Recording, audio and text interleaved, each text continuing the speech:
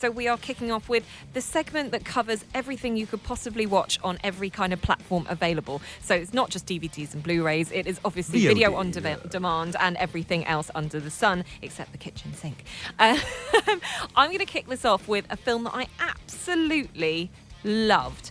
I'm then going to talk about something that I haven't seen, or you could talk about that, and I don't know why we're talking about it anyway. And then a film that I think is going to cause a bit of debate as well. So, first and foremost, Blinded by the Light. Bruce Springsteen fans, rejoice. There is a great British film by Govinda Chadha who has just captured the heart of the British nation, or my heart, should I just say, or at least the people of Watford.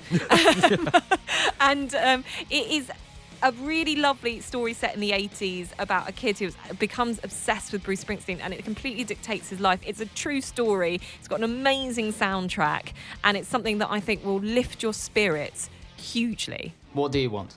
A show that plays only Bruce Springsteen. Huh? Nothing but Springsteen. That's your idea. Bruce has a lot to say to students in this college. How will they know there's something better out there if they don't hear it? My job is to play music that the students will connect to. Yeah, that means bros. That means curiosity. And yes, that even means Debbie Gibson. But Springsteen, he's more what your dad listens to. Not my dad. How to launch a radio station right there. Oh, I mean, this film, for me, put a smile on my face the moment I watched it, and I was bopping away in my seat. That's it. I'm not a Springsteen guy, and Me either. I loved this. Yeah. I mean, I wish this is the problem when there's so many films out. Stuff like this, which is a true gem, gets lost. So don't let it get lost on the ability to watch it in the comfort of your own home. I think if you're looking for a movie to rent or to, just to check out because you didn't catch it at the cinema, Blinded by the Light is going to really be the one to watch this weekend. And that's out Monday 9th along with the rest of these. Next week then. So let's talk then about one that came along with some weird controversy. Let's talk about Dora and the Lost City of Gold. So the actress in this that plays Dora, Isabella Mona. Yeah, so she was in something recently. Transformers and Instant Family.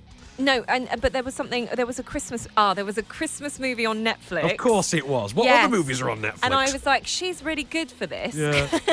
And then I looked up her picture and was like, she was Dora the Explorer. Actually, if you're going to cast a teenage version of Dora the Explorer, she is pretty good casting. Yeah. Having said that, I remember saying to a friend of mine when they announced that she'd been cast, I do remember saying, I don't want to be on Twitter the day this film opens because something very creepy is going to start very, very quickly. Yeah. And you know what? It didn't even take Twitter. It took a critic for, I think, Variety to say some horrifically inappropriate things that then overshadowed the movie itself, which is otherwise a perfectly fine sort of Indiana Jones for tweens kind of a thing. Please don't tell me that a critic sort of said that this was like an overly sexualized Dora the Explorer. No, he complained that it wasn't sexy enough, which is even creepier.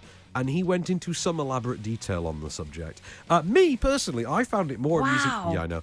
I found it more amusing that the romantic lead in this is played by Mark Wahlberg's nephew, and a young actor whose name, and I swear I'm not making this up, is Jeff Wahlberg. Which is just incredible. Surely he owns Wahlburgers. He fits that chain, right? There's a Mark Wahlberg, there's a Donnie Wahlberg, and imaginative enough, there's a Jeff Wahlberg, which sounds like something made up, but is absolutely true. I kind of love that. Yeah, my friend Hayley has a 5-year-old son and apparently is sick of the sight of this film because she's been made to watch it via screening link so many times now. I am concerned. I mean, for me, Dora the Explorer is like 10. Yeah, well, I mean, I know Dora the Explorer, the actual animated series for kids, is for like 5-year-olds. It's to sort of shout at the TV, no swiping. It worried me that you said there's a romantic lead in that. Well, she's a teenager now in this version. That's the thing. I see. It's Dora goes to high school and then goes on an adventure. I don't think this is a jungle puzzle. This is Fukyo. What the flip is a Fukyo? It's an ancient underground aqueduct. Inca engineers built some of the most elaborate irrigation systems ever devised. Water from above using gravity. Stop pulling levers, Randy! I'm trying to find the off switch! So let's talk about the one that's going to get a little bit more divisive, I think. Yeah. Tarantino's back. So Tarantino is back. Once Upon a Time in Hollywood is a film that it came out of Cannes and everyone was like, 5 stars, left, right, and centre. This is the best thing since sliced bread. This is a thing to say. Don't always.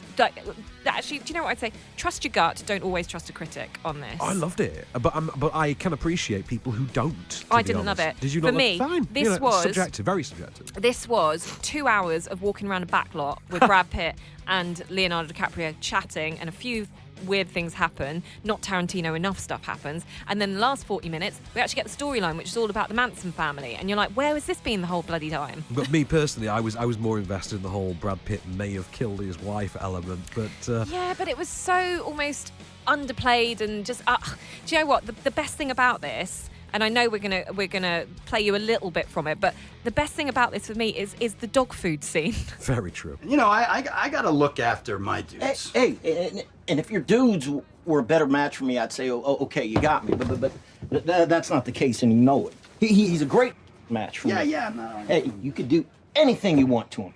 Throw him off a building, right? Light him on fire. Hit him with a Lincoln, right? Get creative. Do whatever you want. He's just happy for the opportunity. Rick? Yeah.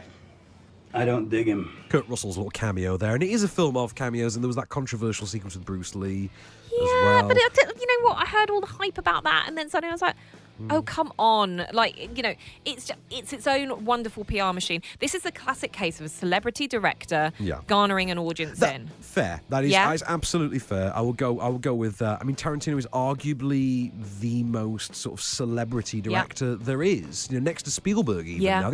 I would say he's overtaken Spielberg. More people could pick Tarantino out of a lineup than could pick George Lucas or Steven Spielberg. Yeah, 100%. And this film, I would say, is, you know, the exemplification of that fact. Yeah.